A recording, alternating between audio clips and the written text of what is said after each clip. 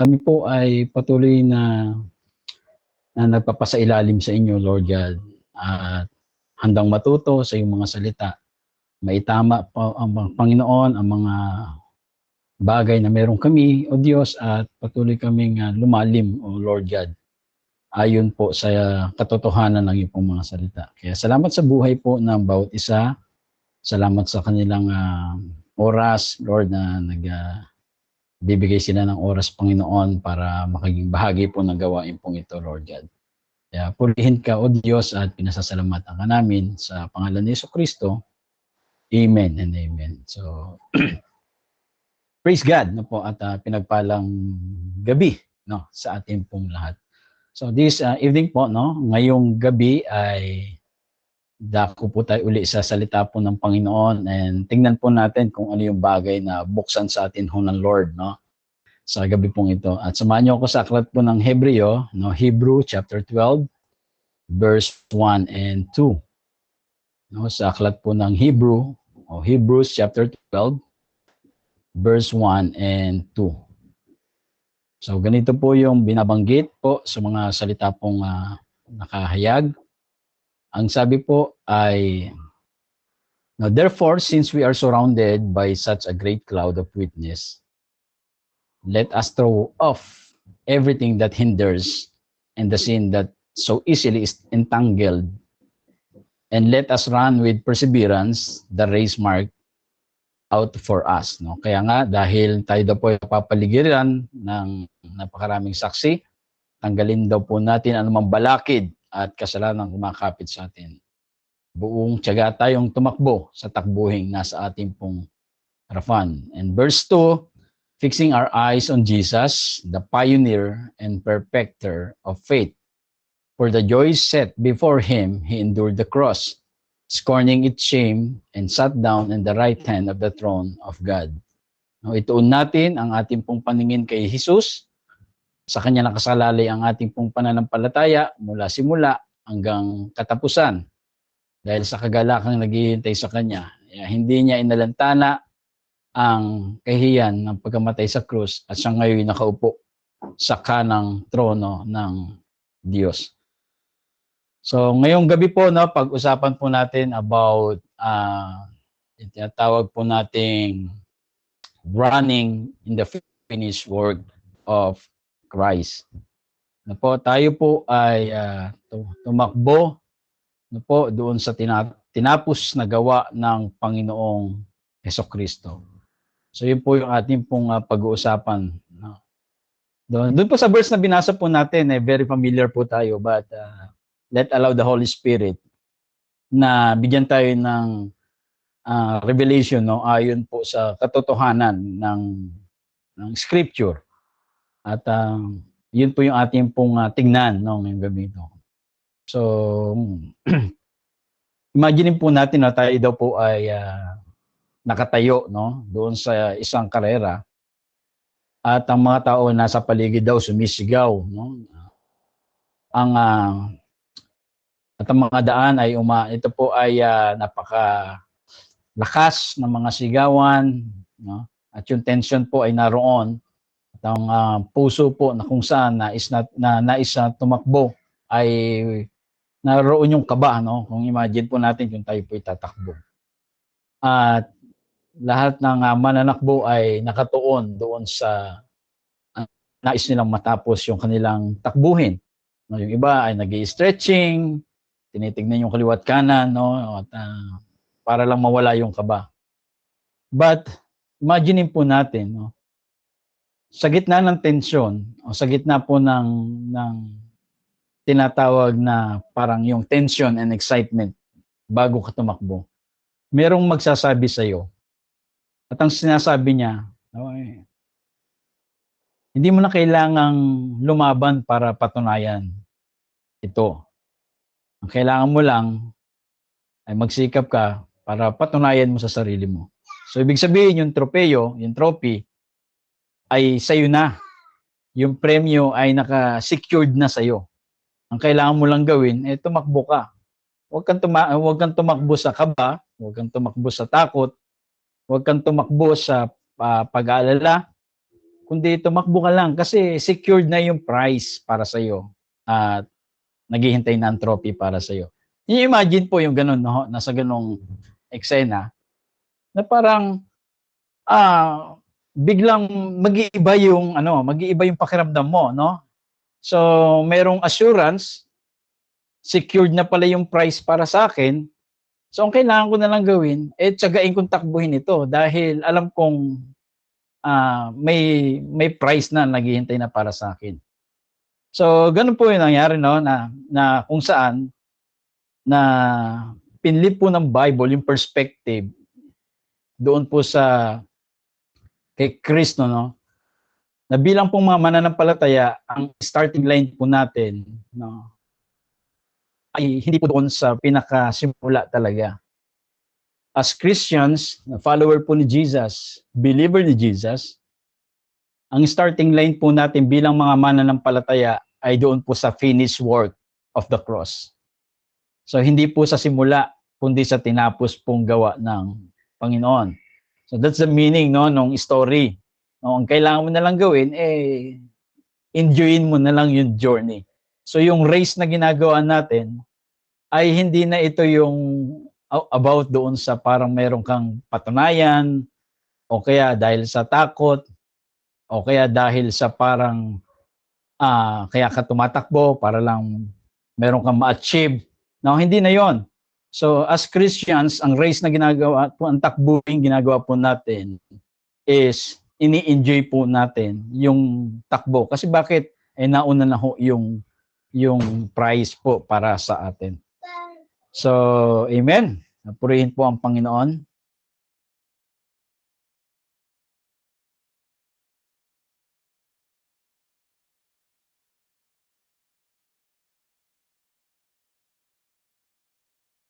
Amen. So, praise God na po.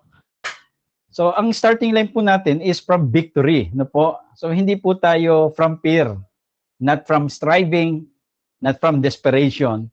So, as Christians, no, bilang mga mananampalataya at anak po ng Panginoon, sumampalataya kay Kristo, ang starting line po natin is from victory of Christ. So, dahil nandun tayo sa victory na ng Panginoon, na una na siyang gumawa para sa atin, so, hindi na ho natin kailangan pang parang tumatakbo tayo na takot tayo.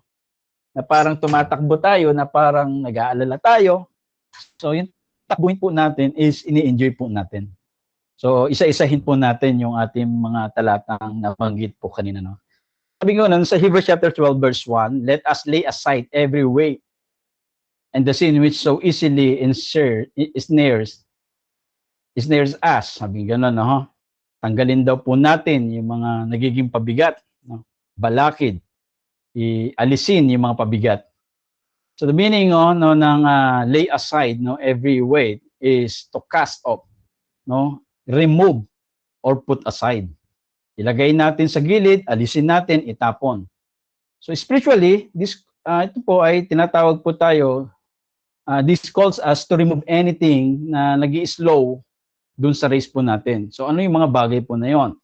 Yung fear, yung doubt, yung distraction sa mundo, yung mga toxic habits, at maging mga over-attachment tayo dun sa mga material things. So yun yung mga pwedeng nating nagbibigay po ng pagbagal sa takbuhin po natin. No? Hindi tayo tumatakbo dahil sa takot, but some Christians still nagra-run sila sa race from fear. Na iniisip nila baka pagdating sa dulo, hindi ako kilala ng Panginoon. No? So, yun po ay fear and doubt. So, nag-i-start siya doon, hindi sa finish work ng Panginoon. Kasi, bakit? Nag-i-strive siya sa sarili niya.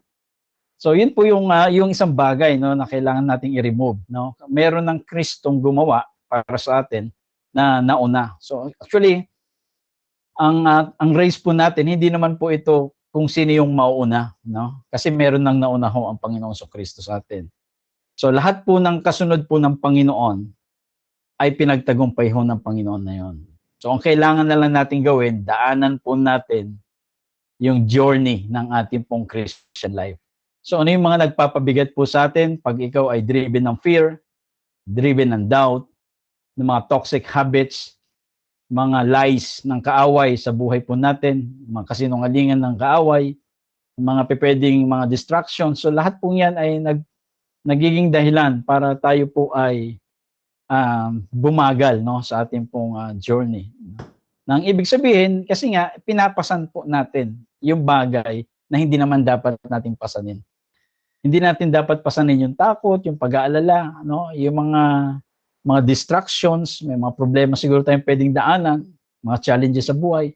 So, okay lang yan, no? Ang importante, tuloy-tuloy lang ang buhay. Huwag nating isipin na parang hindi natin malalampasan, huwag nating isipin na parang hindi natin kakayanin, huwag nating isipin na parang wala nang mangyayari. So, lahat ng yun ay kasinungalingan. Bakit? Dapat kasi nga, maunawaan natin na starting line natin is dun sa finished work ng Panginoon, doon sa victory, from victory, no? Kaya katotohanan, no, may mga nag-i-exist na nagbibigay ng kabigatan po sa atin. But mas totoo po, no, na kung saan ang biyaya ng Panginoon ay binibigyan tayo ng ability to release it. No, yung imagine niyo yung mga runner na dala-dala yung mga mabibigat na kadalahin, hindi sila makakatakbo ng mabilis, or hindi nila sa kanilang journey ay punong-puno sila ng kabigatan. So ganun din sa buhay po natin, no? Yung grace po ay binibigyan tayo ng abilidad, no? Ability to release. No, yung grace po nagsasabi sa atin yung wag mong dalhin yung fear, wag mong dalhin yung doubt. Wag mong dalhin yung mga negative, wag mong dalhin yung mga kasinungalingan ng kaaway. Why? Kasi ang tinatakbo natin ay doon sa tinapos na gawa na ng Panginoong Kristo. So inayos na ng Panginoon. At alam ng Panginoon, kung hindi niya gagawin yon, wala akong makararating pare-parehas doon sa dulo.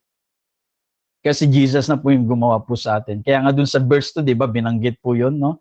Yung verse na ating pong binasa kanina, na sabi ganun, ituon natin yung paningin natin kay Jesus, sa kanya nakasalalay ating pananampalataya, at binanggit po doon, dahil sa kagalakan naghihintay sa atin, sa kanya, na hindi niya inilentana yung kahihiyan ng pagkamatay sa krus. At siya ngayon nakaupo sa kanan ng trono ng Panginoon. Binanggit po doon yung kanyang kamatayan po doon sa krus. So ang pinakikita po dito na gumawa ng Panginoon, so that's why hindi na ho tayo dapat pa nag-aalala sa journey po ng ating pong buhay bilang mga mananampalataya. So yes, may mga nagpapabigat, but salamat sa biyaya ng Panginoon na nagsasalita na tayo po ay pinagtagumpay na ng Panginoon. Tanggalin natin yung alalahanin, no? Tanggalin po natin yung doubt na baka pagdating sa dulo, iniisip natin hindi ka kilala ng God. Kapag tayo po ay meron ng pananampalataya sa Panginoon, ang starting po natin is from victory, no? Kasama na ho tayo doon. So even po yung sin and destruction daw po, no? What is sin, no? Yung kung saan yung kasalanan ay ito yung parang nagbibigay po sa atin din na parang maging matrap po tayo, kasi sabi po sa meaning po noon is yung kasalanan ang nagbibigay sa atin para matrap po tayo at para maging alipin po tayo, no? Na kung saan ay yung takbuhin po natin ay nahadlangan, no? Doon sa pamamagitan po ng mga paulit-ulit na gawi ng mga maling bagay, at kahit po, no, maging naman sa mga pamantayan po ng lipunan. So salamat sa biyaya ng Panginoon. Pinapaalala niya po sa atin that Jesus has already covered all our sins, past, present, and future. So pinapaalala po ng biyaya na sinakop ni Jesus ang lahat ng ating kasalanan. So yung kasalukuyan, yung hinaharap at nakaraan. So yung ibig sabihin po, no, ay hindi na dapat po tayo na kokontrol po ng kasalanan. So we need to itabi natin yan, alisin natin yan. Huwag nating sabihin hindi natin kaya. Huwag nating sabihin na parang nahihirapan ka na mawala sa iyo mga ganitong maling bagay. So lahat yan ay kasinungalingan ng kaaway. So salamat sa biyaya ng Panginoon, no? Yan ay bahagi ng binayaran po ng Panginoon. Ang kasama po, no, sa tinapos dun sa krus, yung tinatawag po ng kalayaan, no? Yung liberation is part of the finished work. So yung paglayo po sa kasalanan, hindi ito dahil sa parang meron kang guilt-driven ka, no? Hindi. But you are spirit empowered, no? Ibig sabihin, kaya mo inaalis yung mga maling bagay not because of guilt-driven, no? But spirit tayo, empowered tayo, yung freedom na meron po tayo na overcome natin ang lahat because of the Spirit na siya nag-empower po sa atin. So, yun, yung bagay na dapat nating bigat na tanggalin sa atin. Una, i-remind po natin yung sarili po natin, no? Na lahat po ng kasalanan ay binayaran po ng Panginoon. Isang bagay po na nagiging bigat, tanggalin natin yung alalahanin, no? Tanggalin po natin yung pagdududa, tanggalin natin yung mga bagay na kung saan kasinungalingan ng kaaway, no, na hindi natin kasama dun sa journey po natin. No, ano man po yung sitwasyon natin na mga bulong po ng kaaway, lagi nating i-remind yung sarili natin, ang starting line po natin is from victory, from the finished work of Jesus. So yun, no? Kaya tayo po ay tumatakbo hindi para makamit po natin yung kaligtasan, no? Doon sa journey po natin, kaya tayo tumatakbo in the first place, nandun tayo sa finished work, tayo po ay bahagi na po ng iniligtas ng Panginoon.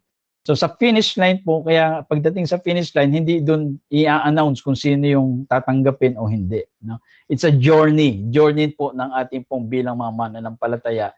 Kailangan po ma-enjoy po natin, no, yung finished work ng Panginoon habang nandito po tayo sa mundo po na ating pong kinalalagyan. At ang sabi pong gano'n, no, the cloud of witness, no? Hebrews chapter 12 verse 1, therefore we also, no, since we are surrounded by so great a cloud of witnesses.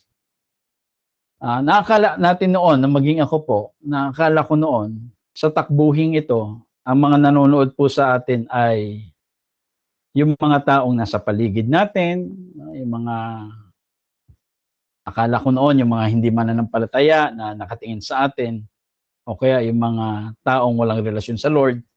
So, akala ko po noon yun yung mga cloud of witness. But salamat sa Lord, no? At binigay yung katotohanan at ang scripture din naman po ang nagsabi, no? Sino ba yung mga tinuturing po na ng mga cloud of witness, yung binabanggit pong mga napapaligiran tayo, no, sa ating pong takboy ng mga saksi, ng mga ulap ng mga saksi. No, itong mga saksi po na to, o mga witnesses pong ito, ay ang binabanggit po dito ay yung mga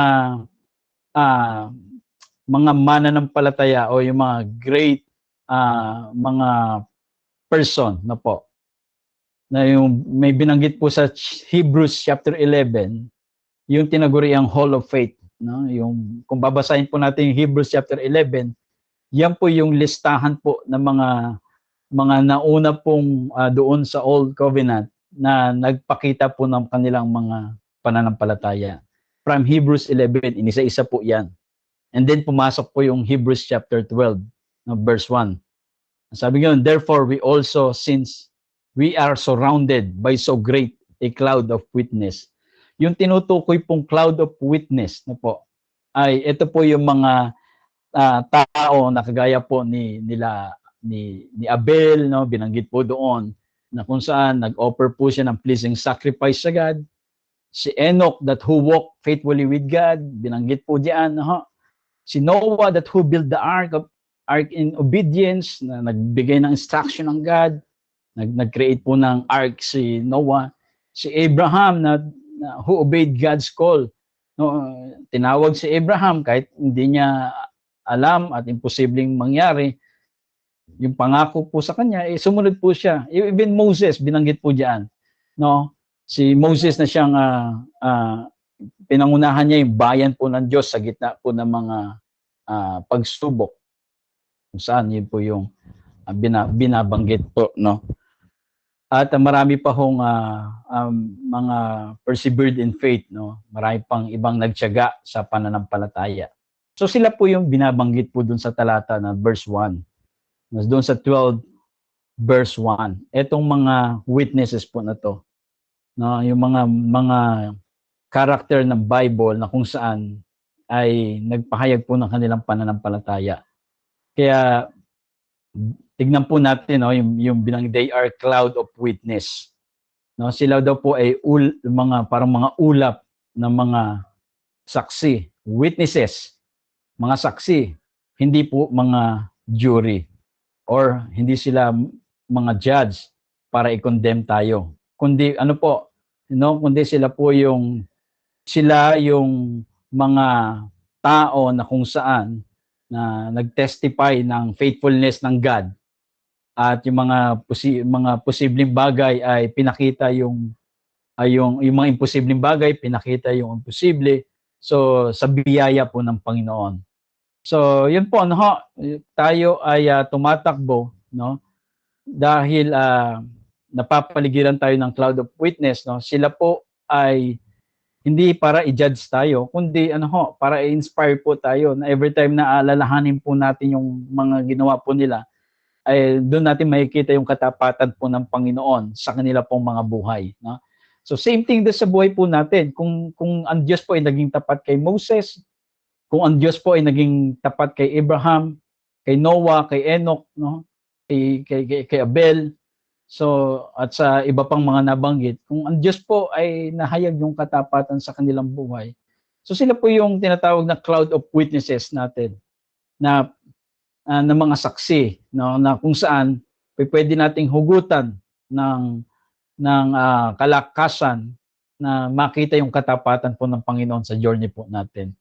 Siguro ay pagpapasalamat pa rin natin sa mga simpleng bagay, yung mga sitwasyon natin, kaysa sa mga sitwasyon po nila noon.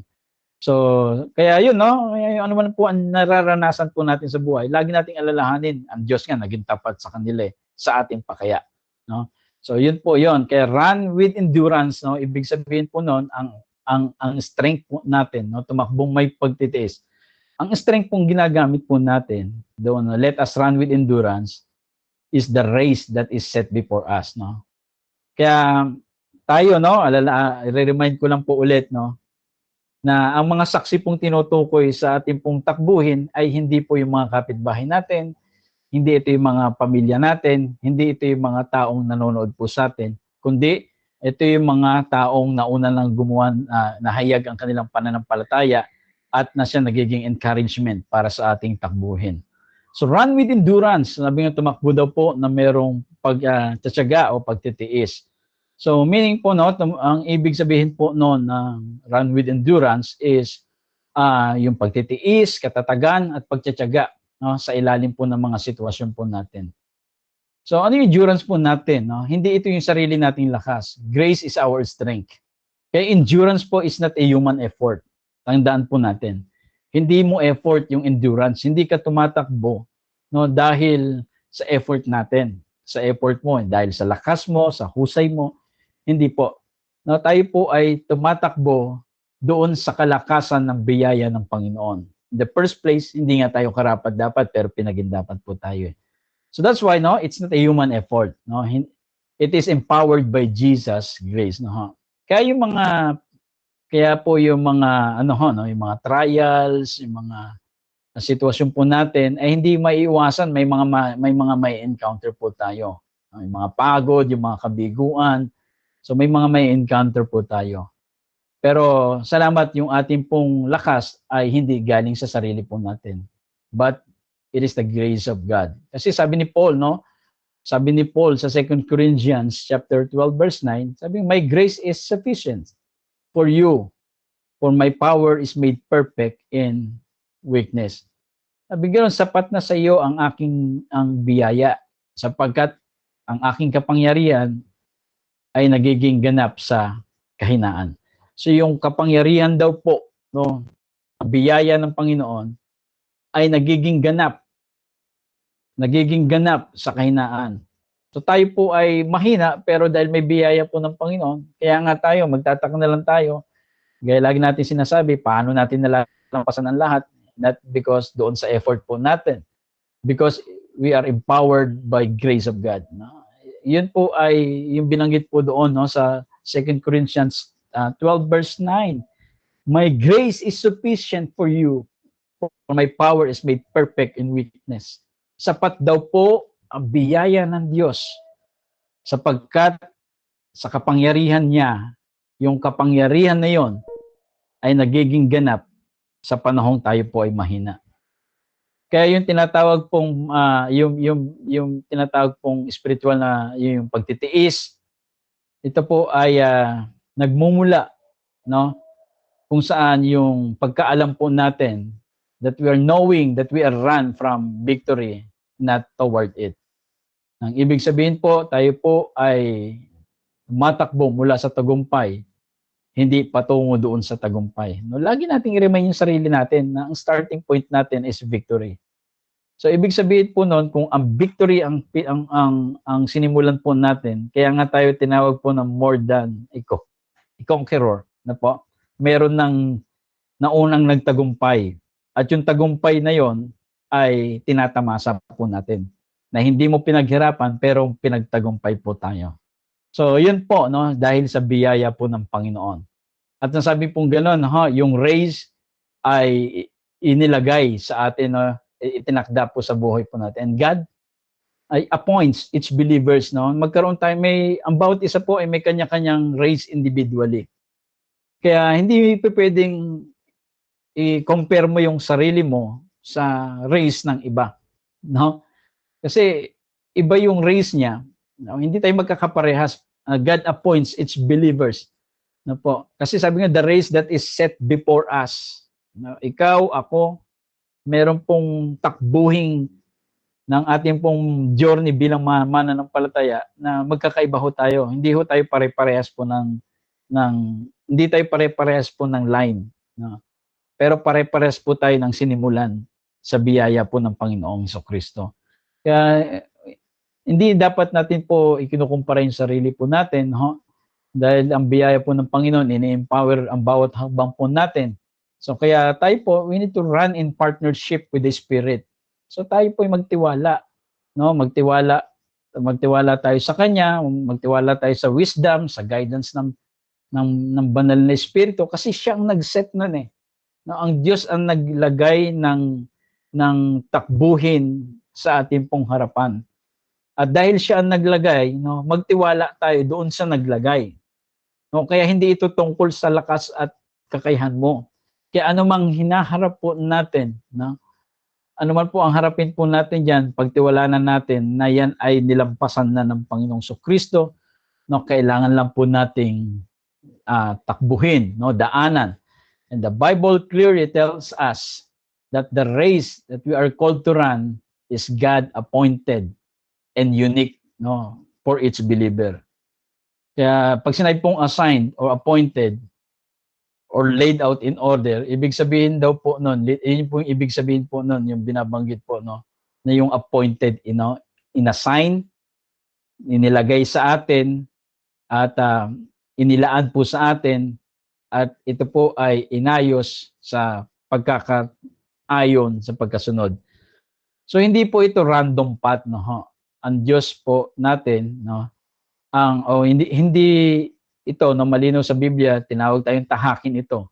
At hindi ito random na landas, yung iba-iba, no. Kundi sadyang inihanda ng Diyos yung bawat karera para sa atin. At yung karera ay akma sa ating tawag, akma sa ating kaloob, akma sa ating panahon ng buhay. Kaya nga hindi ho tayo pare-parehas na pastor, hindi pare-parehas na teacher, hindi pare-parehas, magkakaiba ho tayo eh. Kasi yung ating pong pagkatawag, yung ating mga kaloob, so bahagi po yan ng ating takbuhin. So kaya magkakaiba po tayo, pero salamat dahil sa biyaya ng Panginoon, no, siya po ang nag-assign, siya po ang nag-appoint, siya rin po ang pwede nating pagtiwalaan.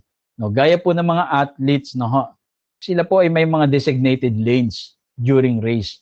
Wala pong hindi sila pwedeng tumakbo, no, ng nasa isang linya lang, no. Kung makikita natin yung racetrack, may kanya-kanya po silang line, no, during the race. And each believer has divinely designed lane, no. May lane ka, may lane siya, may lane yung kapatid mo, may lane ang bawat isa sa atin. So we don't need to compare, no, walang comparison. No, kung siya po ay nakikita nyo, nasa sitwasyon niya, nag-grow siya, pwede ka mag-grow din sa journey ng race po, ng takbuhin po natin. Why? Kasi iisa lang po yung nag-akda po niyan, walang iba kundi ang Diyos. Kaya dahil Diyos ang nag-akda, no, para makita po natin yung ultimate design ng Lord sa atin, yung divine design ng Lord sa atin. So we need to run the race no? Tatakbuhin lang po natin 'yon, hindi dahil sa takot, hindi dahil sa pag-aalala, hindi dahil sa pagnanais, kundi ini-enjoy po natin yung ginawa po ng Panginoon doon sa cross. Kaya ang sabi po gano'n, 'di ba, ng Panginoon doon sa verse po na 'yan, fix your eyes on Jesus. Kaya ang starting line talaga natin po is yung ginawa po ng Panginoong Jesucristo. So Hebrews chapter 12 verse 2. Sabi gano'n, looking unto Jesus, the author and finisher of our faith. No, author and finisher. So tagapanguna, siya po yung pioneer at siya din po ang tagapagganap or yung perfecter. So yun po, no? Siya ang nagsimula at meron din po siyang inilagay na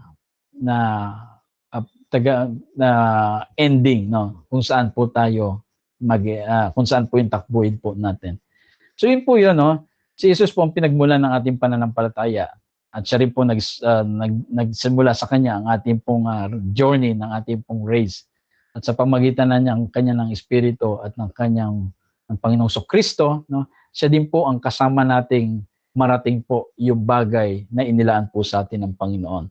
Hindi lang siya tagasimula, He is also the perfecter. Siya po yung nagbibigay po sa atin ng pananampalataya na kung saan para pananampalataya na intended para matapos po natin yung ating pong journey. No, ibig sabihin po, no, ang Christian journey, hindi po tayo nag-start sa zero. No? We begin from victory because Christ has already secured it on the cross. Kaya malinaw na po ang journey natin sa Panginoong Kristo. Malinaw na po ang takbuhin natin sa Panginoong Kristo. So that's why, no, every step of obedience is every act of faith po natin. No, hindi po tayo desperate na ma-attempt yung favor ng Panginoon, kundi nagkaroon na ho tayo ng participation dun sa finished work ni Jesus. So yun po, no. Kaya hindi tayo dapat nag-aalala, no? Hindi tayo dapat natatakot kung inilagay ka na ng Panginoon diyan. Pagdating sa dulo ba, sasabihin sa iyo ng Lord, hindi mo nagawa yung pinagagawa ng Panginoon. No. Siya na ang gumawa po noon eh. We need to enjoy na lang po yung race, no? Enjoy natin yung biyaya ng Lord. Salamat Panginoon, hindi kami karapat-dapat, pinatawad mo kami. Salamat Panginoon, kami dapat yung pinako sa krus pero inako nyo sa amin. Salamat Panginoon dahil hindi namin kaya maging righteous, yung righteousness mo ibinirigalo mo sa amin. Salamat Panginoon, hindi namin kaya maging holy, binigyan nyo kami ginawa nyo kaming banal. Salamat Panginoon, hindi kami katanggap-tanggap, tinanggap mo kami. So yun po yung race po natin, no? Na sinimulan po na tinapos po ng Panginoon. So that's why yung journey po natin ay hindi na ho tungkol doon sa effort po natin, no? Ang starting po natin is doon sa victory po ng Panginoon. Kaya ang race is powered by His grace, not by our effort. In every move that we make, no po, sa bawat galaw na ginagawa po natin, that we are enabled by the one who guarantees its completion. Garantisado po ang katuparan ng lahat ng ito, na ikaw at ako po, no, ay nakalaan na ang tagumpay sa buhay po natin. Kaya nga tayo tinawag na higit pang mananagumpay dahil yung tagumpay ni Kristo, no, hindi tayo ang gumawa, siya ang gumawa, pero binigay niya sa atin yung katagumpayan at higit pang mananagumpay. Kaya sabi nga, look unto Jesus, ito natin yung mata po natin, yung ating paningin. No? Kaya may mga distraction, sabihin ng kaaway, hindi ka karapat-dapat, sabi niya yon, pero we need to look our eyes unto Jesus. Ano ba sabi ni Jesus? Ang sabi ng kaaway ay wala nang kagalingan. Ano sabi ba ni Jesus? We are already healed. Ang sabi ng kaaway, hindi mo na mararanasan yung blessing ng Lord. Ano ba sabi po ng word? No, ang sabi ni Jesus that we are already blessed. Ang sabi ng kaaway, naku, hindi ka tatanggapin ng Panginoon, dami mong sablay. Ano bang sabi po ni Jesus? No, ang sabi po ng word, no, before the foundation of the world, tayo po ay tinanggap na ng Panginoon. So we need to fix our eyes into Jesus. Ituon po natin sa word, sa Panginoong Kristo. So yung mga distraction, no, minsan may mga mararanasan ka, parang yung emotion mo biglang babagsak, pero lagi mong balikan yung sarili mo. We need to fix our eyes unto Jesus. Ano bang sabi ni Jesus sa sitwasyon ko? Ano bang sinasabi, ano bang dineclare na Jesus sa buhay ko? No? Sa ganitong sitwasyon ko, ano bang sabi niya? Hindi ko kaya o pinagtagumpay na ako? Ano bang sabi ng Jesus sa sitwasyon ko? Mananatili ba akong hanggang ganito o may provision na naghihintay sa akin?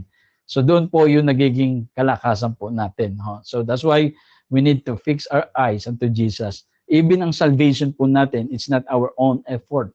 No? Ipagpasalamat po natin dun sa Kristo na pinako sa krus. We need to fix our eyes unto Jesus.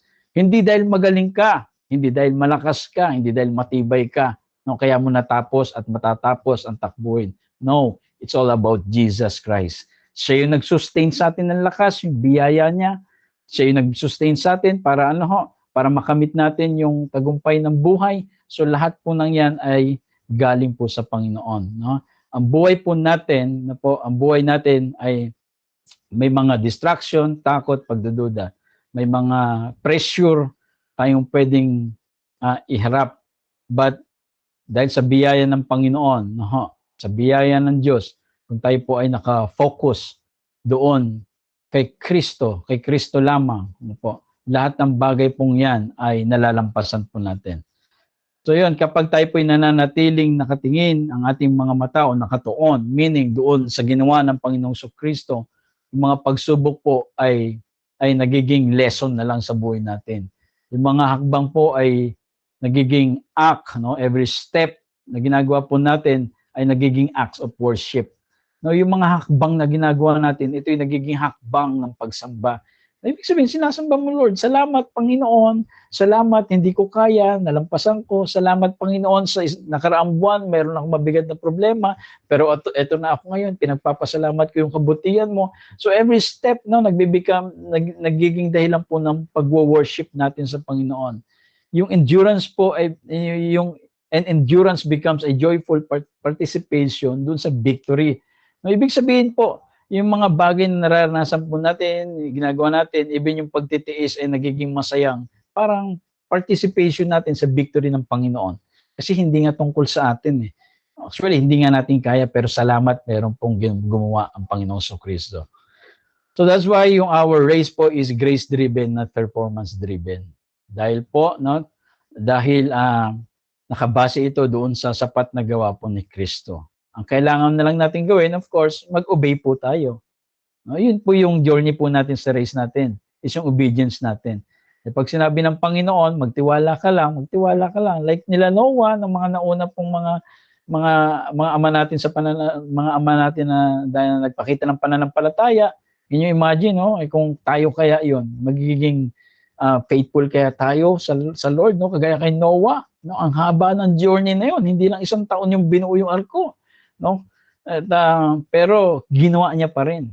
At ang ending po, no, na nabigo po ba si Noe? Hindi po. Kasi bakit? Walang sinimulan ng Diyos na hindi niya tatapusin. Kung nagsimula na siya sa buhay po natin, mayroon na po siyang naghihintay na para sa atin. Kaya ang kailangan lang po natin gawin, magpatuloy po tayo doon sa journey po natin. Po, may mga time na mahirap, may mga time na sitwasyon na parang mabigat ang sitwasyon, pero we need to remind ourselves, remind natin yung sarili natin that we need to fix our eyes unto Jesus. Kay Jesus lamang, po. Dahil ang tagumpay po ay meron ng katiyakan. Ang katotohanan po, dun sa Christian race na meron po tayo, ay ang outcome po nito is already secured in Christ. Walang kabiguan po pagdating sa Panginoon. No? Pagdating sa dulo, hindi ka bibiguin ng Panginoon.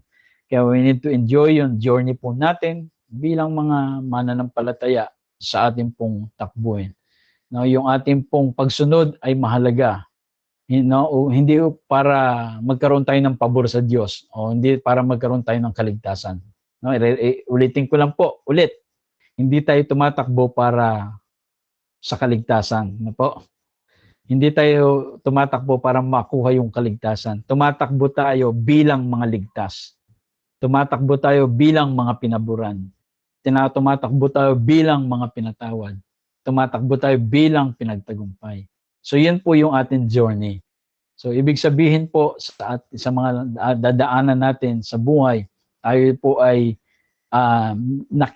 yung parang ano lang, no? Yung parang yung participate lang dun sa victory ni Jesus. No? Yung parang halimbawa, di ba parang ang sarap, no? Yung parang tipong may kilala kang tao na nakilala siya, sumikat siya, tapos yung kanyang kasikatan, no? Parang sarap lang na parang pakiramdam na nagkaroon ka ng part sa buhay niya. Minsan nga kahit wala, 'di ba, parang kino-connect ng tao na hindi kasi dati ano 'yan, kapitbahay ko 'yan Ako pa nga yung ano diyan nagbibigay ng pagkain sa kanya noon. Minsan may mga ganoon eh. Bakit? Kasi parang nakiki-participate lang tayo no, doon sa ginawa niyang ganda ng nangyari sa kanyang buhay. So same thing sa buhay po natin, no? Meron pong tinapos si Jesus. At salamat sa Panginoon, no? Hindi tayo ang lumapit sa kanya. Siya ang kumuha po sa atin para maging part po doon sa victory ng Diyos ni Jesus na meron po siya. Kaya hindi po ito tungkol sa atin, kundi yung victory doon po sa tagumpay na napalanunan po ni Kristo. Kaya yung success in the race po is not dependent on our strength. No? It's not dependent on our own discipline or endurance or human effort alone. Wala pong garantiya na matatapos po natin yan kapag labas tayo kay Kristo. Yet, salamat kay Christ, ginarantiya niya ang finish line. Na po? Dahil kay Kristo, may garantiya tayo sa finish line. So this is the beauty of grace na yung ganda ho ng biyaya ng Lord.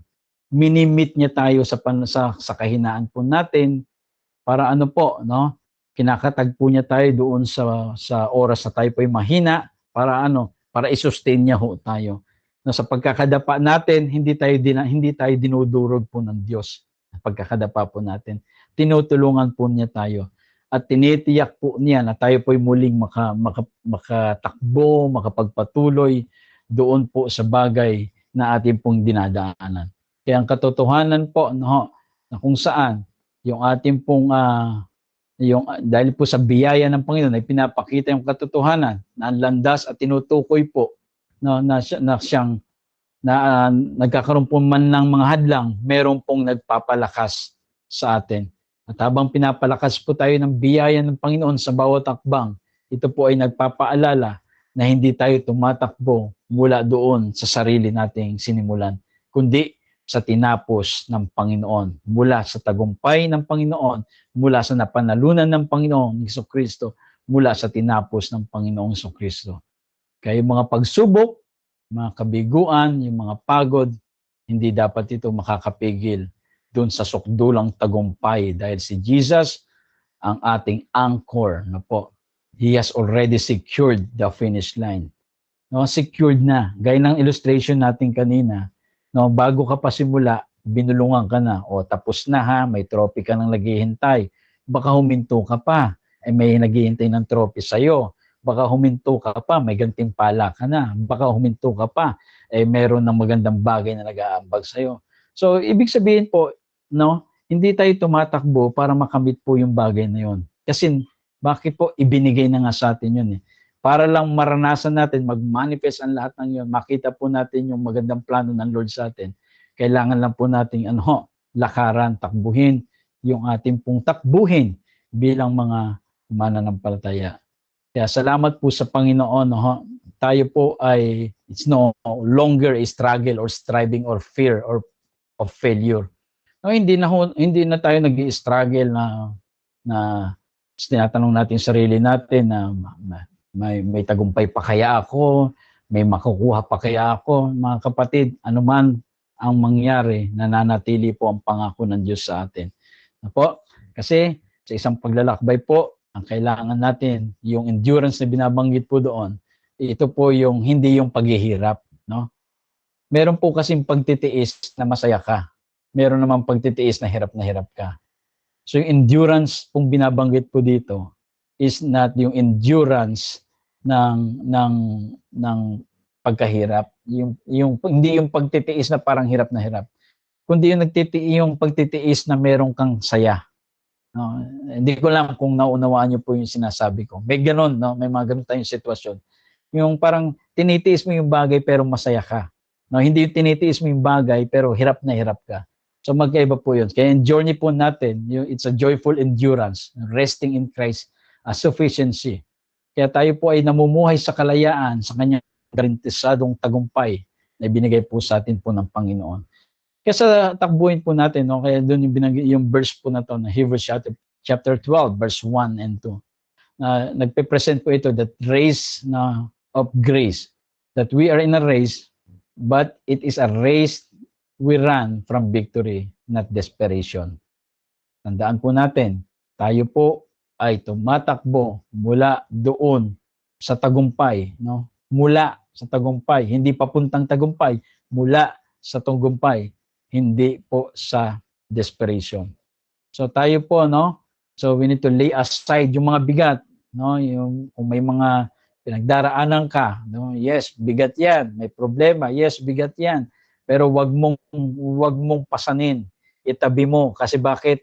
Nandoon ka sa track na ginawa ng Panginoon. So ibig sabihin, no, nakita na ng Diyos na may dadaanan kang mga problemang ganyan.